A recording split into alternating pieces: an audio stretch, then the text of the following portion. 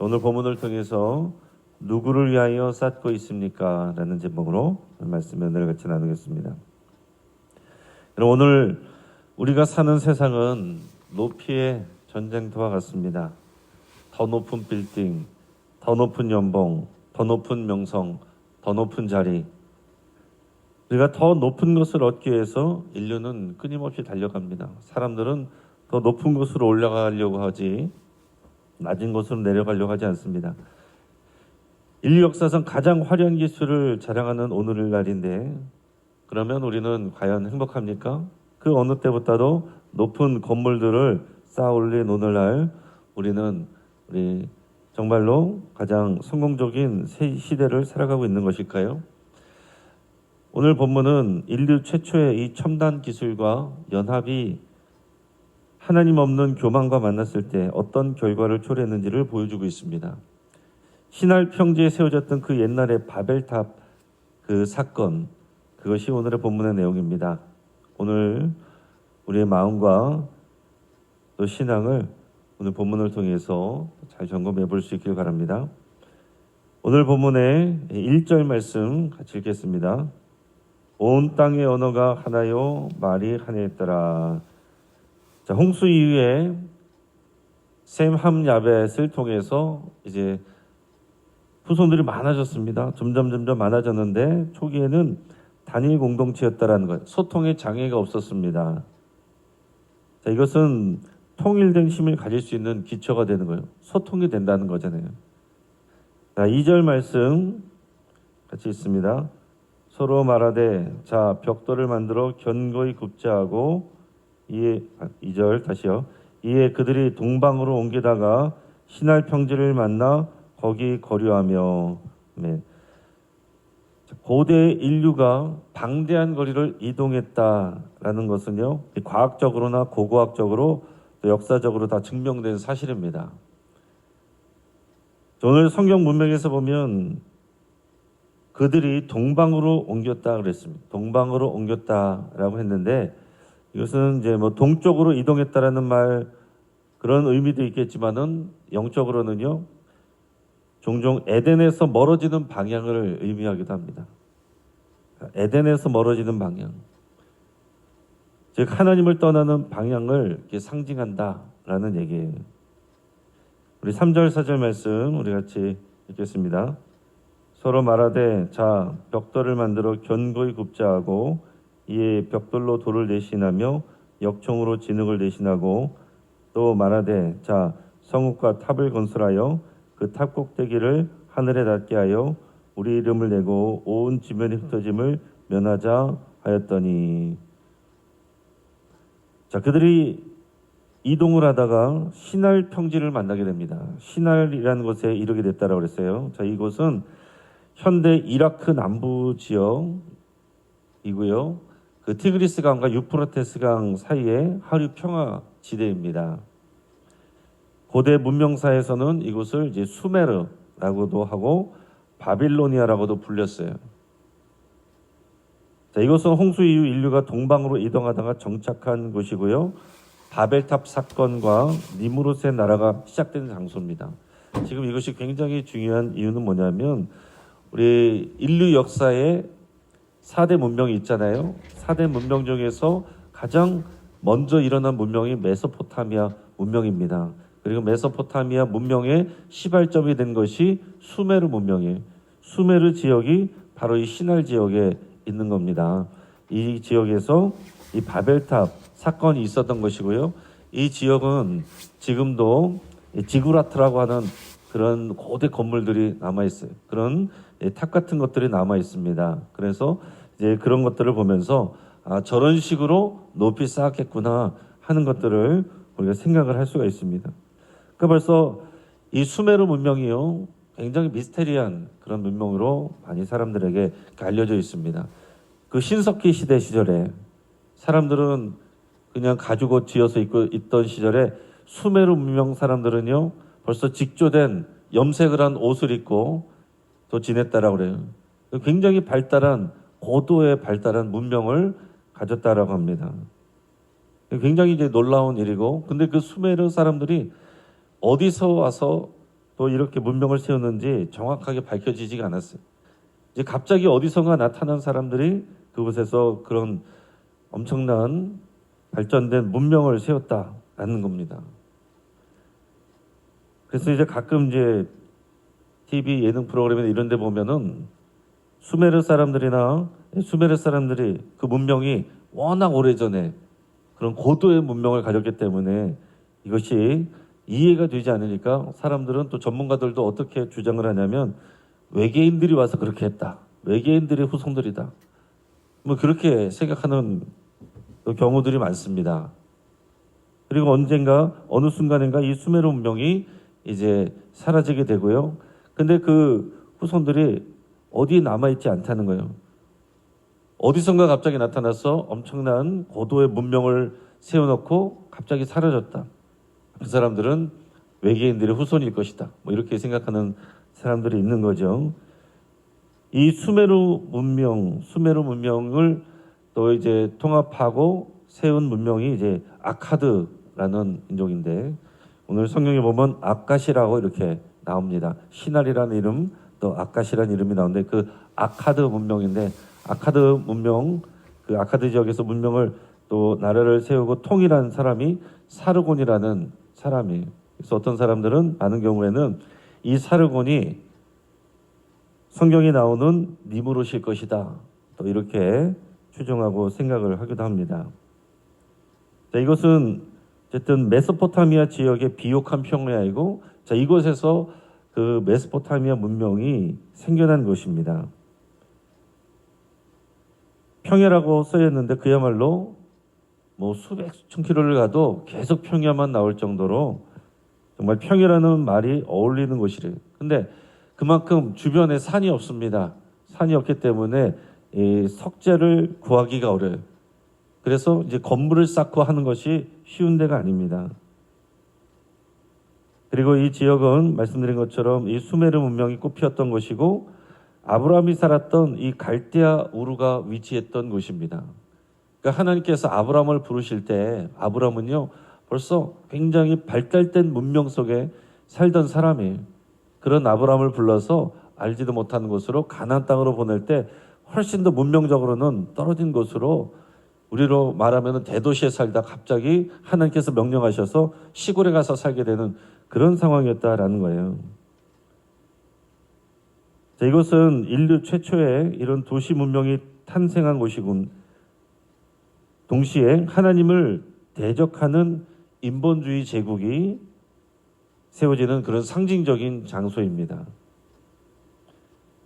자, 홍수 이후에 이 인류가 시날 평지라는 비옥한 땅에 정착을 했는데 여기 성경에서 나온 것처럼 최첨단 그 당시 공법인 구운 벽돌과 역청을 사용해서 거대한 탑을 쌓기 시작했습니다. 주변에 석재가 없는데 대신 이제 진흙이 많았어요. 그것을 가지고 벽돌을 만들고 역청, 그 당시 역청이라서 천연 아스팔트와 같은 것인데 이것을 사용해서 돌 대신 단단한 건물을 지었다라는 거예요. 인공적인 석재인 벽돌을 만들어냈는데 이것은 고대 건축사에 있어서 혁명적인 그런 사건이라고 합니다. 그런데 그들의 목적은 분명했습니다. 4절에서 말한 것처럼 자, 성읍과 탑을 건설하여서 그 탑의 꼭대기를 하늘에 닿게 하여 우리 이름을 내고 온 지면에 흩어짐을 면하자라고 그랬어요. 자, 성읍과 탑을 건설하는데 그 이유는 그 꼭대기를 하늘에 닿게 하자. 하늘에 닿게 하여서 우리 이름을 내자.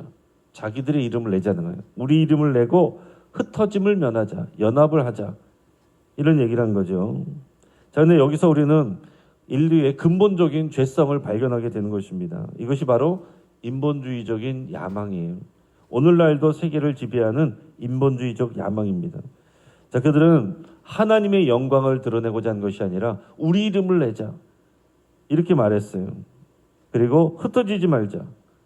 연합한다. 그냥 연합이란 말은 원래 좋은 의미이지만은 여기서 연합은 하나님 앞에서 불순종입니다. 하나님은 뭐라고 하셨어요? 땅에 충만하라. 땅에 충만하려면 어떻게 돼요? 땅 여기저기로 흩어져서 살아야 됩니다. 한 곳에 모여 있으면 안 된다는 거예요. 근데 그들은 흩어짐을 면하자. 우리 이름을 위해서 우리가 모여 있어 우리의 힘이 세다. 이제 그런 거죠. 하나님의 명령에 정면으로 도전했습니다. 여러분 지금도 세상 사람들이요 땀 흘려 쌓고 있는 우리들의 성, 인생의 성은 결국 누구의 이름을 위한 것입니까? 하나님을 배제한 성공, 하나님을 고려하지 않은 연합, 이것은 결국 이 바벨탑을 쌓는 것입니다. 바벨이라는 말이요 또 혼돈이라는 그런 의미를 갖고 있습니다. 결국은 혼돈의 사건, 혼돈하게 되는 그런 일들로 우리가 갈 수밖에 없다라는 것입니다. 지금도 인류는 우리들의 이름을 내고 우리들의 성공을 위해서, 우리들의 행복을 위해서 끝없이 성공지향적으로 이제 가게 되지만은 그런 곳에서 사람들은요 자신감을 갖게 돼요. 하나님 없이 얼마든지 우리는 살 수 있다. 하나님 없이 얼마든지 우리는 의로울 수 있다. 하나님 없이 우리는 얼마든지 지식을 가질 수 있다. 생명도 우리가 창조할 수 있다. 우리가 마음대로 할 수 있다. 끝없는 이 교만으로 가게 되는 것입니다.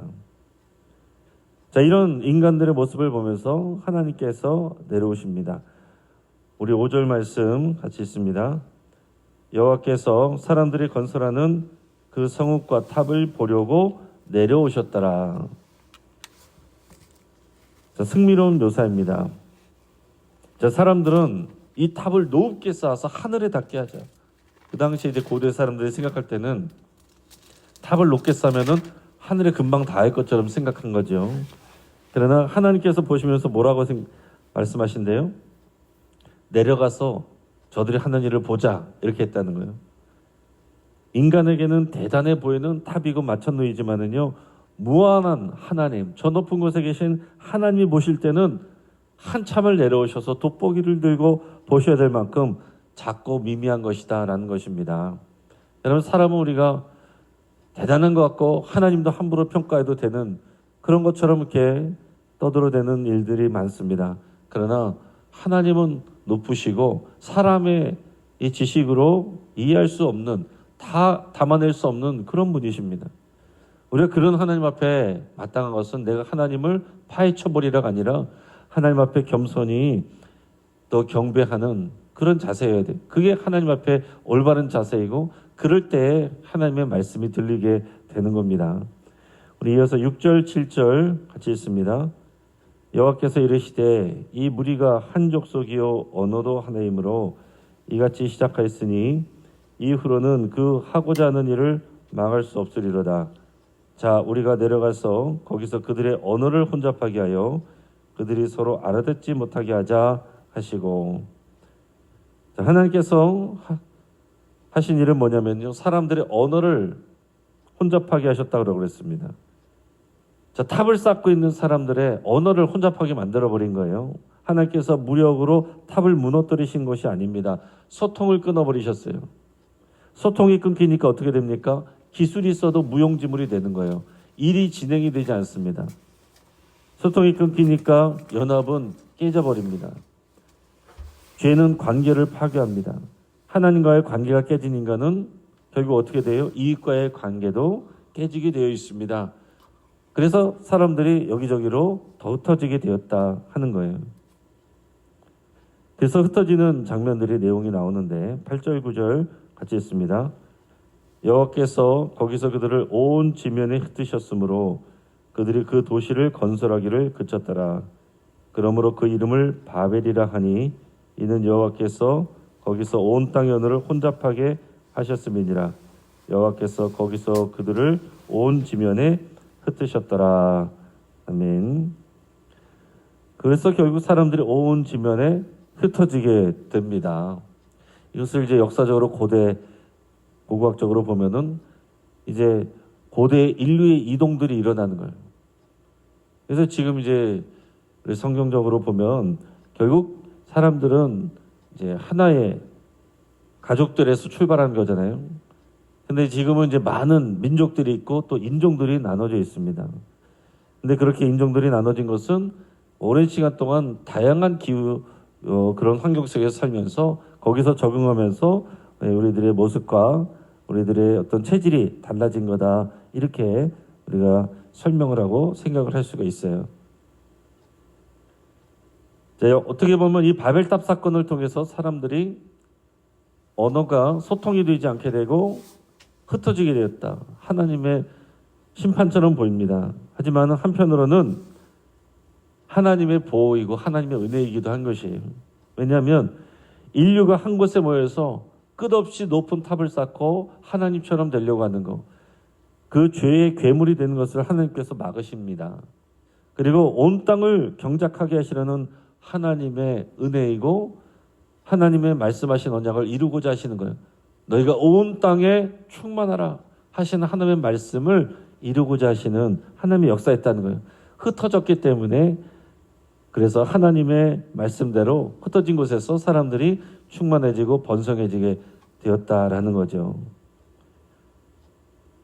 그리고 성경은 여기서 멈추지 않고 이 바벨에서 흩어졌던 언어가 나중에 사도행전 2장에 오면 어떻게 돼요? 오순절 성령 강림 사건을 통해서 회복될 것을 미리 보여줍니다. 성령님이 오시니까, 또 예수 그리스도께서 오시고 그 이후에 성령님이 오시니까 어떤 회복의 역사가 일어날 것을 보여줬다고요? 언어가 다 들리는, 다 끊어졌던 언어가 소통이 되는, 각 나라 각 민족의 사람들이 왔는데 다 같이 알아들을 수 있는, 복음을 알아듣게 되는 그런 일이 일어났습니다. 그 이후로 계속 그렇게 된 것은 아니고, 이런 회복의 역사, 사람들이 흩어지고 민족들이 흩어지게 됐던 이것이 결국에는 구원자 예수 그리스도와 성령이 오심을 통해서 결국 또 끊어졌던 소통이 회복이 돼서 복음이 들려지게 되고, 또 하나님께서 멀어졌던 이 모든 인류와 민족들이 예수 그리스도를 통해서 구원받게 되고 회복되게 되는 그 일들이 시작이 됐다는 것을 그 성령 강림 사건을 통해서 우리에게 보여준 것입니다. 그래서 이 바벨탑은 인간의 측면에서 보면 실패의 사건이, 하늘로 올라가려다 실패한 교만의 사건입니다. 그러나 하나님은 인간을 위해서 낮고 천한 이 땅에 내려오신, 하나님이 내려오신 그 은혜의 사건이고, 그리고 그들을 흩으심으로 말미암아 온 땅에 충만하게 하시는 하나님의 은혜가 베풀어지는 사건입니다. 그러니까 여러분, 우리가 이것을 보는 거예요. 언제나 사람들은 교만하고 실수하고 넘어지고 실패합니다. 하나님은 때로는 징계하시기도 해요. 그래서 우리는 고통을 당하기도 합니다. 그러나 결국 그것은 하나님의 은혜로 이어지게 되고 회복으로 이어지게 됩니다. 하나님은 우리를 망하게 하려는 것이 아니라 어떤 모양이든지 우리를 살게 하시고 치유하게 하시고 회복하게 하시고자 하는 것이 하나님의 뜻입니다. 여러분, 그것을 의심하지 마시고 또 거기서 흔들리지 마시기 바랍니다. 이것이 흔들리면 우리가 갈 길을 잃어버려요. 그러나 하나님의 뜻을 분명하게 잡고 있으면 우리의 삶에 분명히 방향이 보이게 됩니다. 영국 런던의 성파울로 대성당이라는 그런 아름다운 건물이 있는데요. 이것은 건축의 거장인 크리스토퍼 렌이라는 사람이 지었다라고 합니다. 근데 이 사람이 현장을 둘러보면서 일꾼들이 무엇을 하고 있는지 이렇게 물어봤대요. 근데 첫 번째 일꾼이 그 성파울로 대성당을 짓는 그 공사 현장에서 짜증을 내면서 이렇게 대답했다고 합니다. 아유, 하긴 뭘 합니까? 내가 보다시피 죽지 못해서 지금 벽돌을 쌓고 있지 않습니까? 내 입에 풀칠하기 위해서 나 이 일을 하고 있습니다. 두 번째 일꾼은 이렇게 무덤덤하게 말했습니다. 나는 돈을 벌기 위해서 벽돌을 쌓고 있습니다. 내 가족들을 돌봐야죠. 그런데 구석에서 가장 정성스럽게 벽돌을 쌓고 있던 세 번째 일꾼은 눈을 반짝이면서 이렇게 대답을 했다고 합니다. 저는 지금 하나님의 영광이 거하실 거룩한 성전을 짓고 있습니다. 이렇게 얘기를 했대요. 바벨탑을 쌓던 사람들과 이 세 번째 일꾼의 차이는 무엇이겠습니까? 똑같이 벽돌을 굽고 쌓았지만은 바벨탑을 지었던 사람들은 자신의 이름을 내기 위해서 쌓았습니다. 첫 번째 일꾼은 뭐 한 거예요? 억지로 하는 거예요.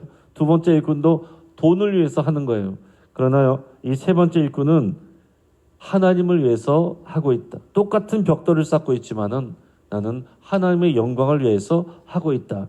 라는 이 분명한 인식을 갖고 하고 있었다라는 거예요. 여러분, 우리가 매일 반복하는 일들이 있습니다. 직장에 나가서 직장 생활하는 것도, 또 여러분들이 집에서 주부들이 가사 노동을 하는 것도, 자녀들을 양육하는 것도, 우리들이 하는 모든 일들은 결국 벽돌 쌓기입니다. 근데 우리가 우리 인생에서 하는, 우리 삶에서 하는 이 벽돌 쌓기가 무엇을 증명하려고 하는 것인가? 무엇을 위해서 쌓고 있는 것인가? 우리 이름을 드러내기 위한 바벨탑인가? 아니면 하나님의 영광을 위하여 성전을 짓고 있는 것인가? 오늘 이것을 성령께서 우리에게 질문하고 계신 겁니다. 나의 이름을 지워버릴 때 하나님께서 비로소 우리의 수고를 영원한 가치가 되게 하십니다. 너희는 먼저 그의 나라와 그의 의를 구하라. 그리하면 너희의 구하는 모든 것을 더하시리라 그랬어요. 하나님께서 더해 주실 것들을 목표로 삼고 가는 것이 세상의 사람들입니다. 하나님의 나라와 그의 의를 잃어버려요. 우습게 합니다. 그러나 우리 믿음의 사람들은 하나님의 나라와 의를 먼저 추구할 때 똑같이 벽돌을 쌓아도 하나님께 영광이 되는 일이고, 그것이 우리가 선교적 삶이 되는 것이고요.